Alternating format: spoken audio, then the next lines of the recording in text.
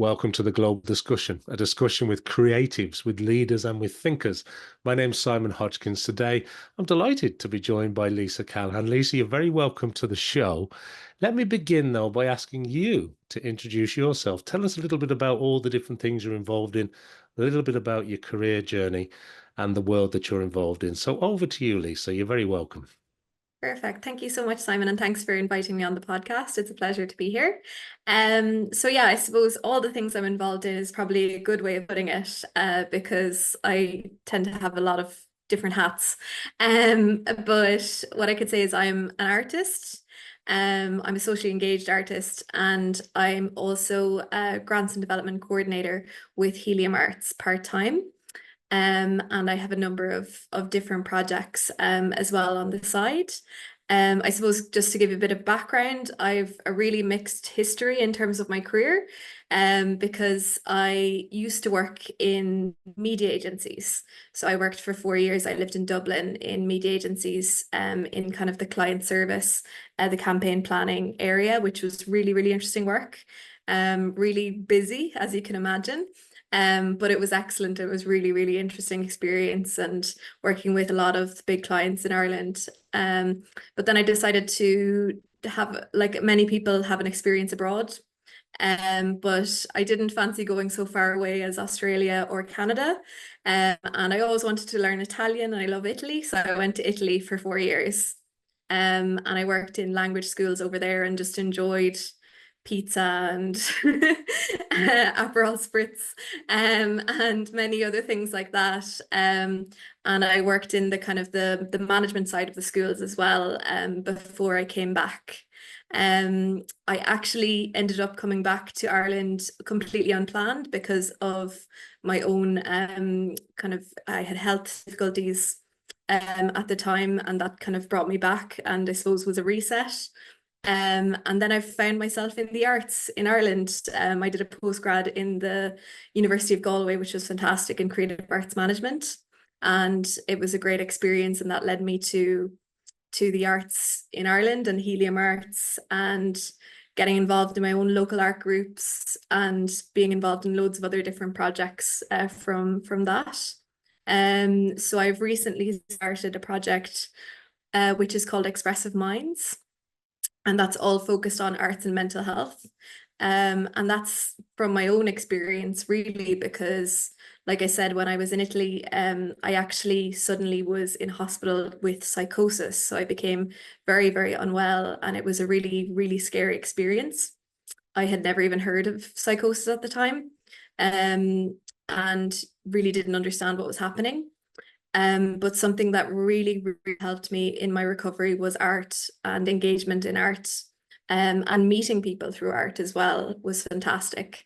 So I've been lucky enough to get support to run a project, which is a series of art groups with the Sligo Leitrim Mental Health Service, based locally here. And yeah, so that's been something I'm working on. It's a work in progress. Been supported by Creative Ireland, which has been fantastic. And yeah, I was hoping it's going to develop, trying to work on it for it to grow, and looking into kind of opportunities with that as well.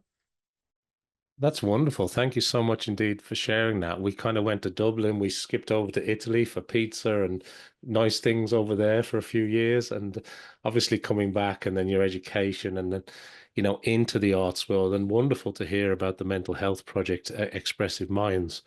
So tell us a little bit more about the art side of things then, because obviously we love talking to creatives here. So how does art feature in all of this? Yeah, so well, I'm mainly involved in visual arts. I'm part of a printmaking group. So it's the Manor Hamilton Print Group, which is based in Leitrim. And uh, basically, I intend for the workshops that I'll be doing with the mental health service. It's a mix of activities. So the focus of the artwork itself is more on process-based activities, because that's something I found with printmaking, is that when you have less pressure, if you're not trying to be a perfectionist, and for example, to paint a picture and have it exactly as you're looking at a photograph or something like that, or a scene, um, it's more about just the process of creating something, which is what I found with printmaking is you're going through the steps bit by bit.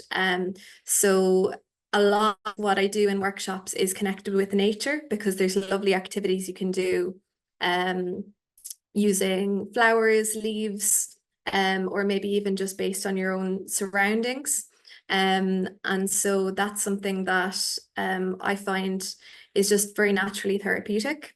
And definitely there's studies, I'm sure you know yourself, the studies have shown that people benefit from, especially if people have mental health conditions, just anyone, even physical health conditions as well. They benefit from arts engagement, especially if there's a stronger benefit that if you're engaged more continuously. So yeah, so that's something that is really helpful. And that's similar in terms of the work of Helium Arts as well. Helium work with children with lifelong physical health conditions. And there's been research done with Helium that the children and the young people who engage in the art activities, they see an improvement not only to their mood, but also to their physical health. Because in some cases, a child might have various conditions, but it can help with things like motor skills. It can help with even, for example, some of the work Helium does is with children in hospitals, and the engagement in art can make them more relaxed so that they're in a better position to maybe engage with doctors or nurses or maybe the clinics they're attending as well. So really, I think with art, it's all very much connected to ourselves because it can be so calming and it can be such a lovely thing to focus on. And I think especially now with people so surrounded by, I know we're on a podcast and on a screen right now, but surrounded by devices, to actually spend time engaging with materials, whether it's clay or collage with paper, it's just so soothing, and I think it brings you back. There's a mindfulness in it in itself. I love that, Lisa. It's wonderful as well. You're talking a little while ago about nature as well and the impact of that. And there's been lots of great studies. You referred to some studies as well. There's been lots of studies about just getting out into nature and what a benefit that is to people, whether it's by water, whether it's in forestry, or just experiencing nature. And I love the point you made as well, towards the end there, where you're talking about this device-led world. We're all buried into smartphones and computers, and we now have artificial intelligence, and the internet continues, and we've been through Web3. And there is something quite human and tangible about getting into the actual making of things and the art of making things and doing things maybe in the real world. There's a real lovely humanesque element to that. And tell me a little bit, are you still getting time to do your own art? Because you're very busy from all the different things you're involved in. Do you take time for yourself, for your own art?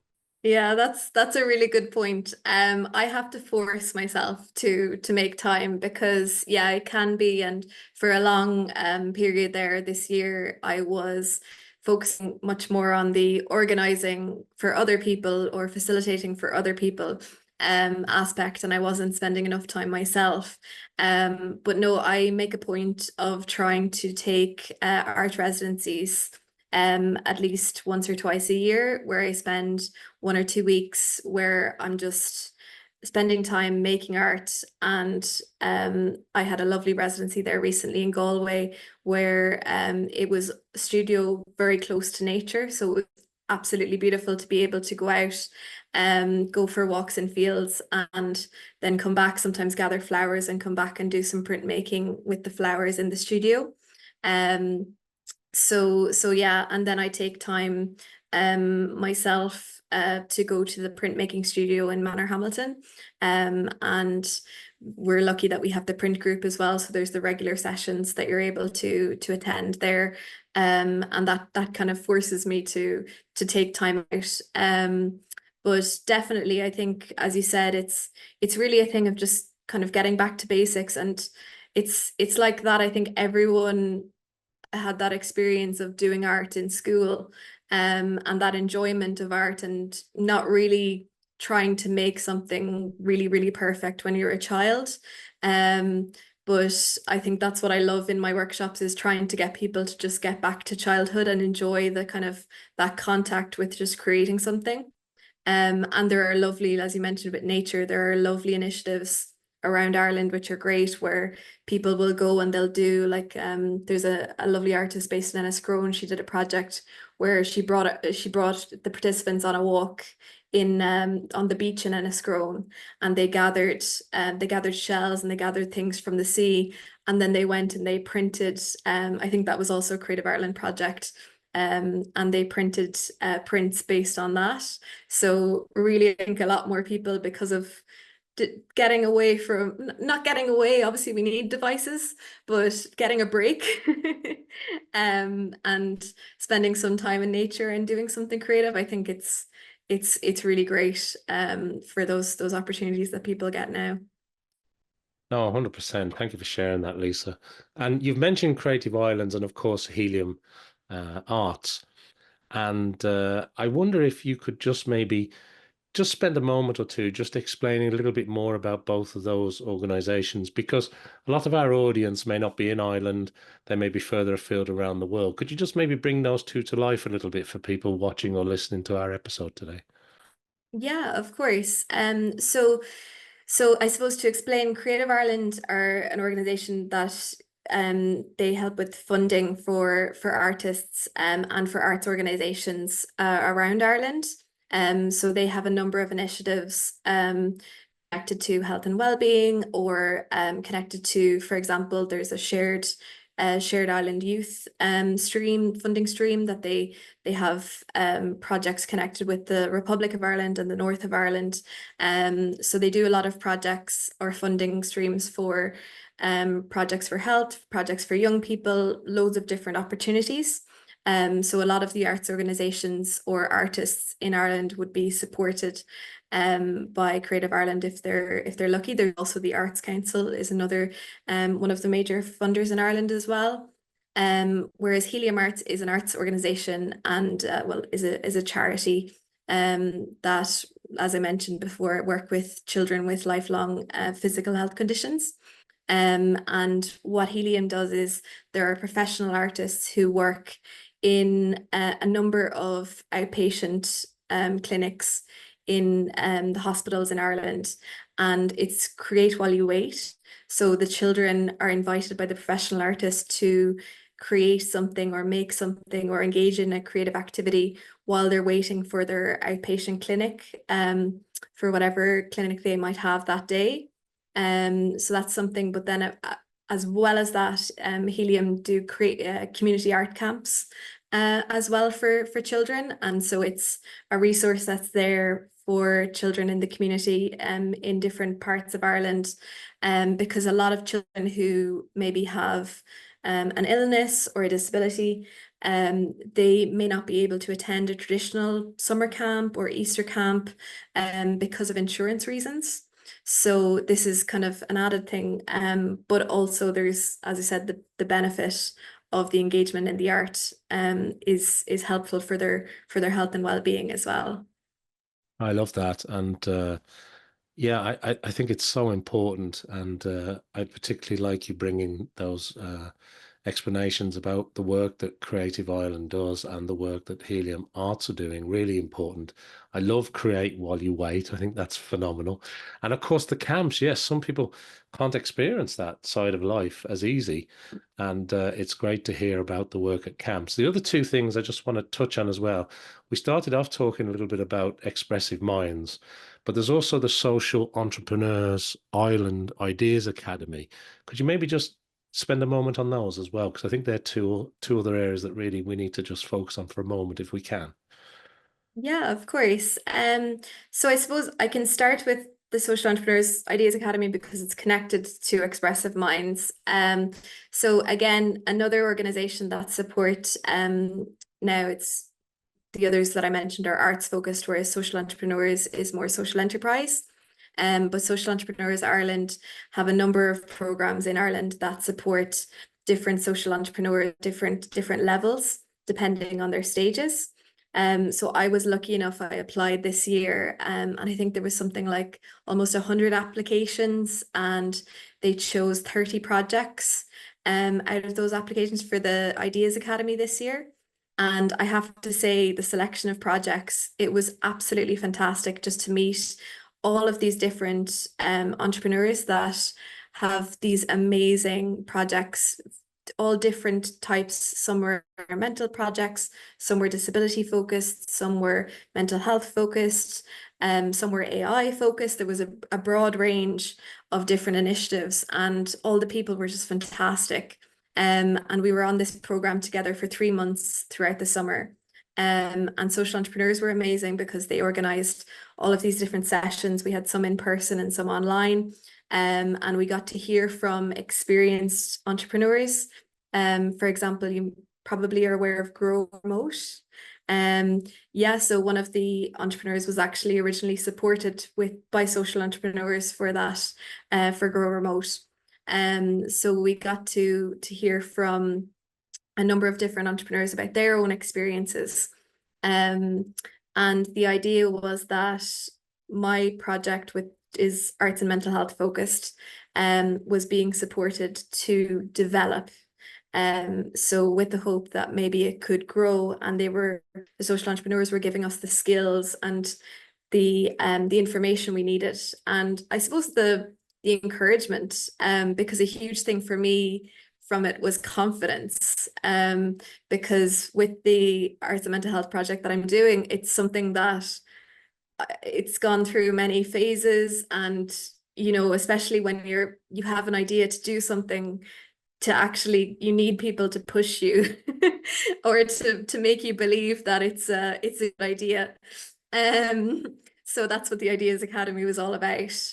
Um, and yeah, so with Expressive Minds, the hope is that I would love to kind of set up a model for having more connection between the mental health service and experienced artists, because I find that I did some research through my postgrad in the University of Galway, and I found that there are a number of projects now. It is changing gradually, but there are a number of arts and mental health focused projects, but a lot of the time they're very short-lived, because a lot of the time you just get funding for one project.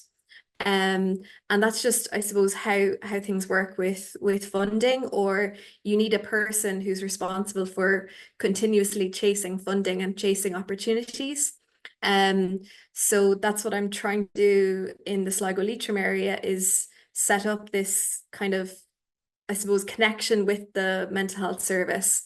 Because there are so many experienced artists that I know who they have experience working with people with different health conditions, but each time they've just done a short-term contract or a short-term project, and then it's ended, and then it's on to the next project. So yeah, I suppose that's what Expressive Minds is about, but I would like to start small and gradually see how things go. It's so important what you're talking about, Lisa, because in some areas we do things really well. In other areas, it's massively underfunded and there is no connection there. Mm, And there are so many people that would benefit from the work that you do and from the areas that you're involved in. It's so encouraging to see you progressing that. And I know everything starts small somewhere before it scales. So continued success there. thank I you. want to ask you though, if I can, because you started off telling us about, your career before this world that you're in now, sort of media and, client side and agency side. And I know you spent quite a lot of time teaching as well as a teacher, and now you find yourself in this world. So my question is, what do you love about what you do now? That's a great question. I suppose like something I've said is about what I'm doing now is I myself have lived it. So I've lived that experience of being unwell and needing help and feeling very lost. I went through a very difficult period when I was unwell, and recovery was very, very hard. But I want to share with other people that kind of amazing benefit that art can have. Because it's really something that it just clicked for me, that as soon as I joined the art group, I started to feel more myself again. And I think I've seen that with friends I've dragged to workshops and things like that. They spend a lot of time in maybe corporate jobs or very busy jobs, and then to have some time to just do something, and it just takes them out of that, and they're almost feeling like a child again. And I've always loved art. If I'm completely honest, when I was choosing what to do at university, I was too scared to choose art because I thought I wasn't good enough at it. But now that I'm a little bit older, I'm like, now I don't actually mind if I'm good at it or not. It's just that I enjoy doing it. So that's what I love. And I just, ever since I became involved only the last few years in the arts, I just find the whole world of the arts fascinating because it's so interesting. It's so good for everyone's health.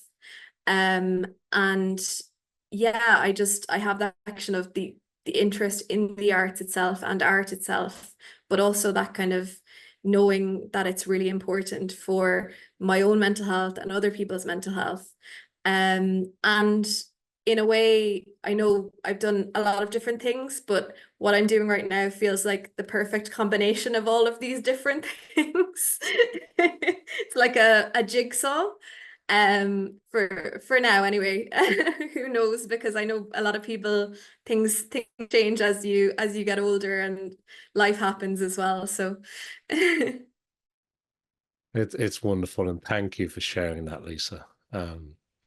I'm not sure if it was Picasso. Maybe somebody will pick me up and correct me on it, but there was some saying about if you want to be a painter, just paint. And he also said something along the lines of it took me 4 years to paint like another painter, but a lifetime to get me to paint like a child. And there's something that you said there as you were talking that made me reflect on that because, just the courage to choose something when you don't feel, or maybe it's not for me at this time, maybe I'm not good enough. But now as we get a little older, maybe a little wiser, we say, do you know what? I'm just going to do it. That's just what I want to do now. And it's so refreshing to hear that. So thank you for sharing that story. no Um, problem. Thank you.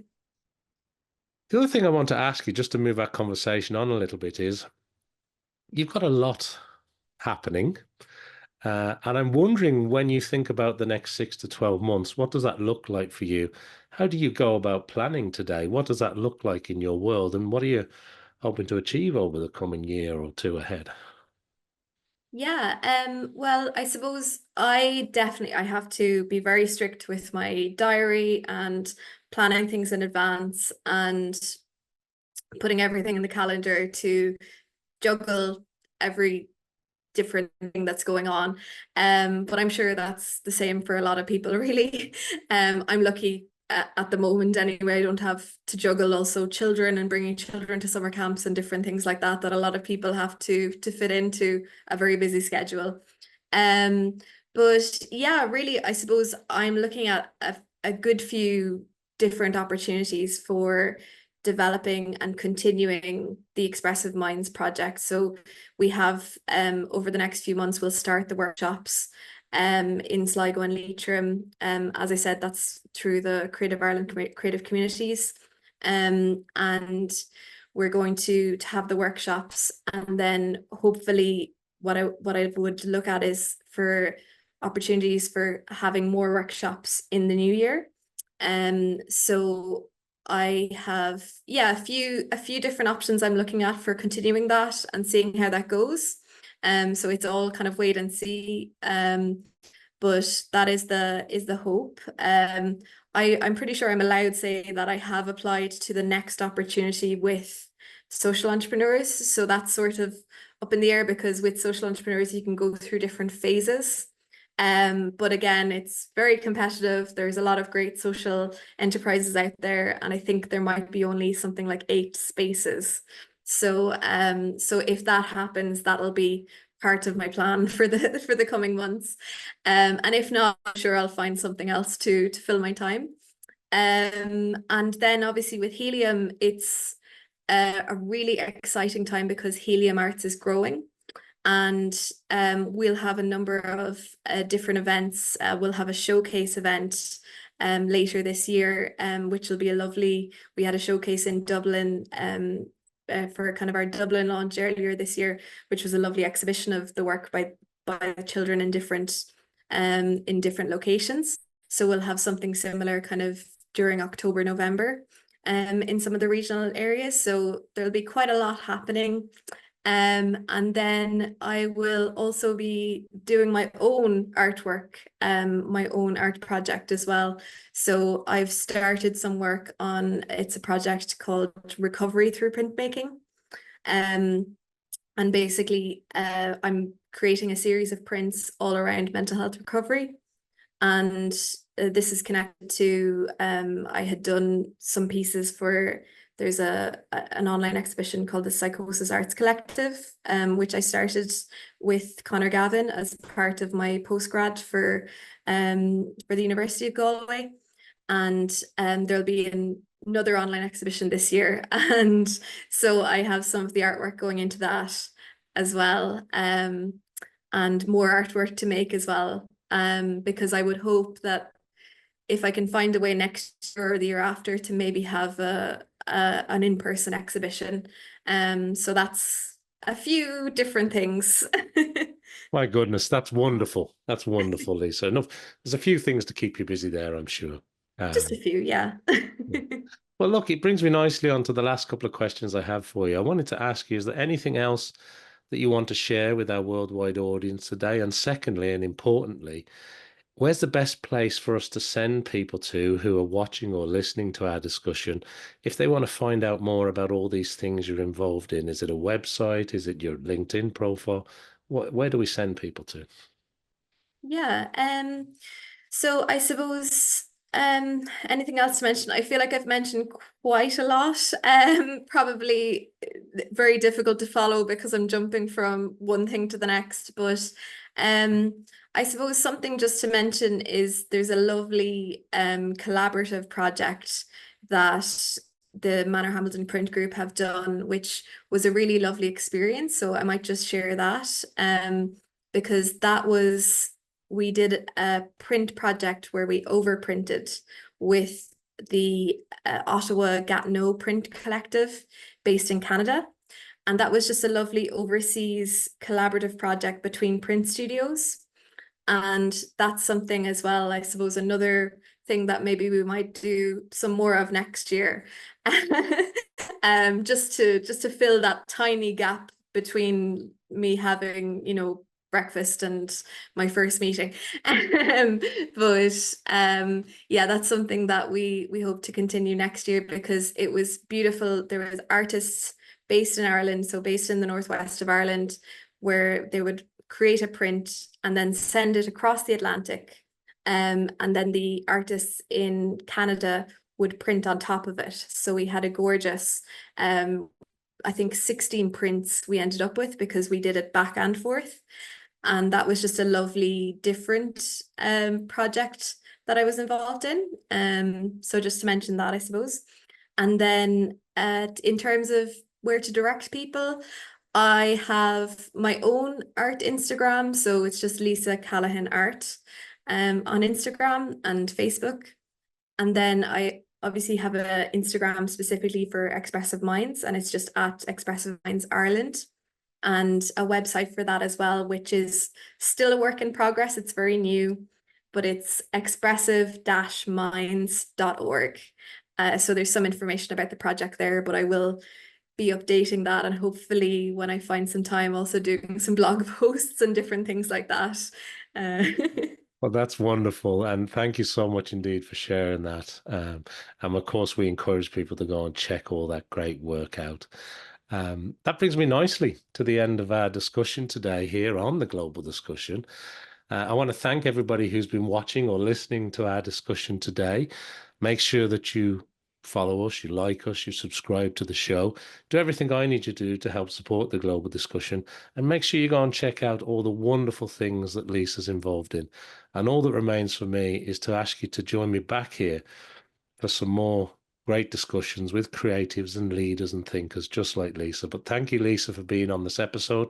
It's wonderful to have you on the show and continued success in all the great things you're involved in.